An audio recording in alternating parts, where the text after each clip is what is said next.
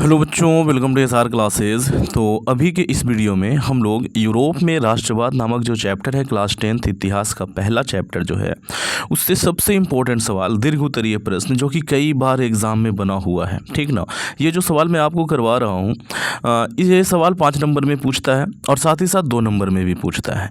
तो यहाँ पर 2 नंबर के 3 सवाल हो जाएंगे और 5 नंबर का 1 सवाल हो जाएगा। ओके, तो आप लोग इसे एकदम बढ़िया से जो मैं यहाँ पे बता रहा हूँ, जिस तरीके से लिखना सिखा रहा हूँ, एंड तक वीडियो को देखना है। रही बात इसके पीडीएफ की, तो पीडीएफ कहाँ पर मिलेगा ये भी एंड में बता दूंगा, ठीक है बच्चों। तो सवाल है कि इटली के एकीकरण में मेजनी, काबूर और गैरिबाल्डी के योगदान का वर्णन करें, ठीक ना।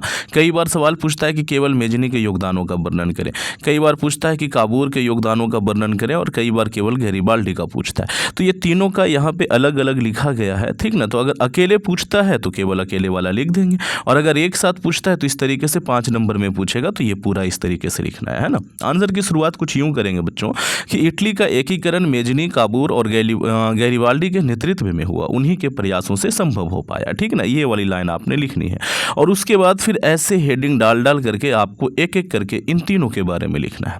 सर्वप्रथम हम लोग लिखेंगे मेजनी के योगदानों के बारे में, ठीक ना। तो मेजनी के बारे में पहले तो आपको लिखना पड़ेगा कि मेजनी था कौन और फिर क्या योगदान दिया। तो मेजनी को इटली के एकीकरण का मसीहा कहा जाता है। अब जैसे ही ये लाइन आप याद रखोगे ना, आपका 1 नंबर का ऑब्जेक्टिव यहाँ पे हो गया कि इटली का जो मसीहा है एकीकरण का, उसे मेजनी को कहा जाता है, ठीक ना बच्चों। हाँ जी, तो मेजनी को इटली के एकीकरण का मसीहा कहा जाता है और मेजनी कार्बोनारी दल का गुप्तचर था, है ना बच्चों। मेजनी कार्बोनारी दल का गुप्तचर था तथा योग्य सेनापति था।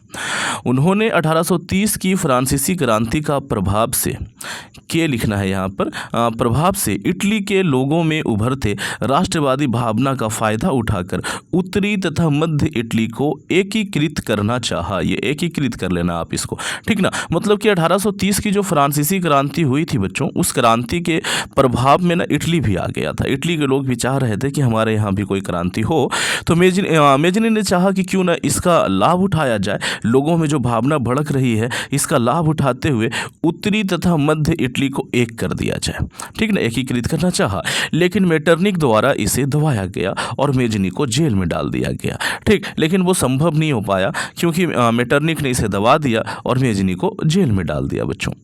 बात ऐसा है कि पुनः 1 वर्ष के बाद मेजनी बाहर आया जेल से और 1831 ईस्वी में यंग इटली का निर्माण किया और 1834 ईस्वी में यंग यूरोप का निर्माण किया। अब ये सारी चीज़ें ना ऑब्जेक्टिव का सवाल बनता है बच्चे, एग्जाम में बना हुआ है कि यंग इटली की स्थापना किसने की, यंग यूरोप की स्थापना किसने की। ये सारे एग्जाम में बने हुए सवाल हैं, ठीक है बच्चों। हाँ जी, तो हम लोग यहाँ थे कि 1 वर्ष के बाद जब मेजनी जेल से बाहर आया तो 1831 ईस्वी में यंग इटली की स्थापना की, 1834 ईस्वी में यंग यूरोप की स्थापना की, लेकिन 1848 तक मेजनी द्वारा किए गए समस्त प्रयासों को मेटरनिक द्वारा दबाया गया। मतलब कि 1848 ईस्वी तक बच्चों, जब तक मेटरनिक जो है वो ऑस्ट्रिया की शासन पे काबिज रहा, तब तक उसने मेजनी की एक न चलने दी, ठीक। मेजनी के जितने भी प्रयास किए जाते थे सबको वो दबा देता था, ठीक है बच्चों। लेकिन हुआ ये कि 1848 की फ्रांसीसी क्रांति के बाद मेटरनिक युग का अंत हो गया।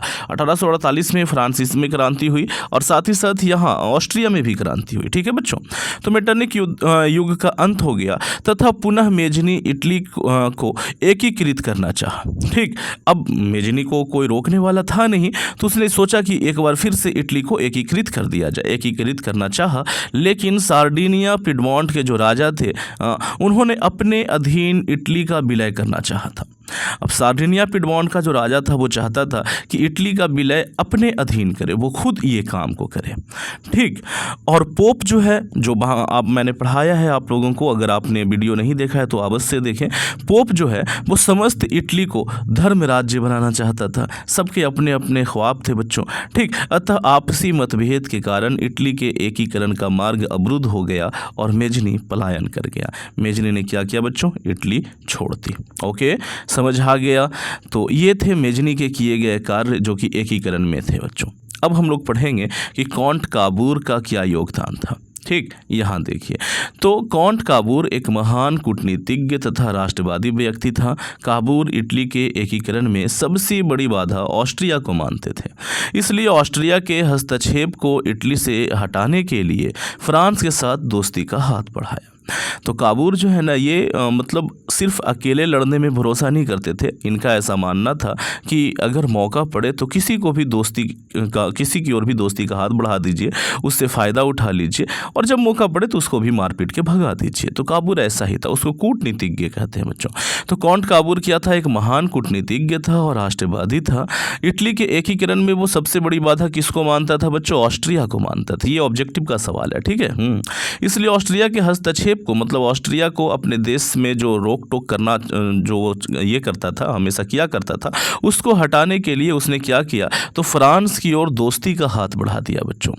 1859 ईस्वी की बात है। 1859 ईस्वी में फ्रांस की सहायता से ऑस्ट्रिया को पराजित कर उसने लोम्बार्डी पर अपना अधिकार कर लिया। फ्रांस की सहायता से ऑस्ट्रिया पर क्या किया बच्चों? ऑस्ट्रिया को हरा करके लोम्बार्डी पर अधिकार कर लिया। लेकिन एक और क्षेत्र था जिस पर ऑस्ट्रिया का अधिकार था, ठीक ना, ये वाला बात आपको लिख लेना है। लेकिन काबूर की नज़र मध्य इटली पर था।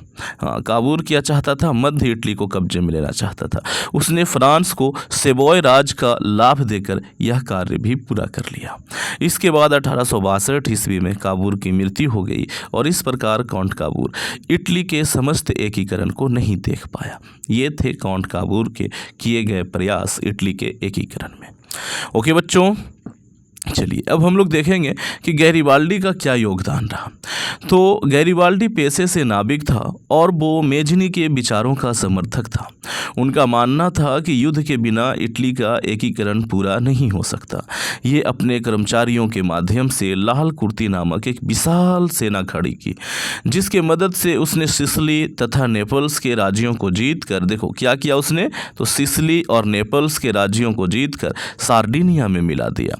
और इसके बाद उन्होंने पोप पर आक्रमण के लिए, मतलब इसके बाद उन्होंने नहीं बल्कि लिखना कि इसके बाद वे पोप पर आक्रमण के लिए निकल पड़े, लेकिन काबूर ने इसे मना किया। तब गैरिबाल्डी पोप पर आक्रमण की योजना त्याग दी और अपनी समस्त संपत्ति राष्ट्र को देकर साधारण किसान की भांति जीवन जीने लगे। तो ये था बच्चों कुल, इसमें जो शब्द हैं अगर 5 नंबर का पूछा जाता है तो आपने सेम डिट्टो इसी तरीके से लिखना है। देखो इसमें कुल शब्द जो हैं वो 268 है ना, और ये बहुत ज़रूरी है कम से कम 250 शब्दों में लिखना। अगर आप इतिहास लिख रहे हो या कोई और भी सोशल साइंस का अगर कोई और सब्जेक्ट लिख रहे हो तो इतने शब्द तो आपको देने ही होंगे 5 नंबर के एक सवाल के लिए। तो ये पहला सवाल था। मैं इस तरीके का एक पूरा सीरीज़ लेकर के आ रहा हूँ बच्चों, जिसमें इंपॉर्टेंट सवाल रहेंगे और उसमें बहुत सारे ऑब्जेक्टिव भी रहेंगे जो कि इस तरीके से अंडरलाइन किया हुआ रहेगा। ओके बच्चों, तो कैसा लगा ये वीडियो मुझे कमेंट करके अवश्य बताएं। बात रही कि सर ये वाला PDF मिलेगा कहाँ, तो 2 स्थान से आप इसे प्राप्त कर सकते हैं। पहला स्थान जो है बच्चों वो ये है कि आप अपने क्रोम ब्राउज़र पे जाएं और वहाँ पे जा कर के ये जो सर्च करना होता है वहाँ पे सर्च करें SR क्लासेस। क्या सर्च करोगे मेरे बच्चों? SR classes.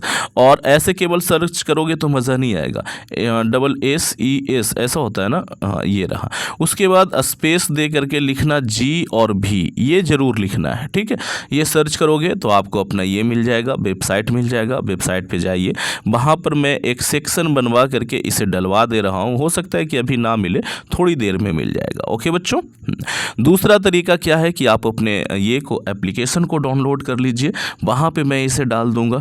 अभी वो भी थोड़ा सा संभव नहीं, क्योंकि मैं एकदम इसे मैं 3 बजे सुबह में ये कर रहा हूँ, या तो ये कहें कि रात में रिकॉर्ड कर रहा हूँ, तो अभी थोड़ा सा हो सकता है कि मैं उसे अपलोड ना कर पाऊँ, लेकिन शाम होते होते मैं इसे भी अपलोड कर दूंगा वेबसाइट ये पे, अपने ऐप पे, ठीक है। तो ऐप कहाँ से डाउनलोड करोगे बच्चों? तो ऐप को डाउनलोड करने का जो स्थान है वो आप प्ले स्टोर में जाइए, वहाँ जा कर के लिखोगे SR क्लासेस। क्या लिखोगे बच्चों? SR क्लासेस और ऑफिशियल लिखोगे, SR क्लासेस ऑफिशियल, वहाँ पे एक ऐप दिखेगा, उस पर मेरा फ़ोटो भी लगा हुआ है, ठीक ना। आप उसे डाउनलोड कर लीजिए और डाउनलोड कर करके वहाँ पे एक अलग सेक्शन बना करके मैं ये सारे PDF बिल्कुल फ्री ऑफ कॉस्ट आप लोगों को प्रोवाइड करता रहूँगा, कोई पैसे नहीं लगेंगे इसके, ठीक है बच्चों। तो कैसा लगा ये वीडियो, आप इसे 2 बार 3 बार देखें और देखने के बाद आप इसको खुद से भी लिखने का प्रयास अवश्य करें, ठीक है जी। तो अगले सवाल तक के लिए मैं विदा चाहूँगा आप लोगों से, मिलते हैं नेक्स्ट सवाल में। और इसके अलावा अगर आपको पूरा कंप्लीट सिलेबस कंप्लीट करना है तो आप चैनल को सब्सक्राइब कर करके चैनल के साथ जुड़ जाएं, क्योंकि यहाँ पे बहुत सारी चीज़ें बहुत अच्छे से तैयार कराई जाती है। Thank you, thanks for watching, बने रहें SR क्लास के साथ।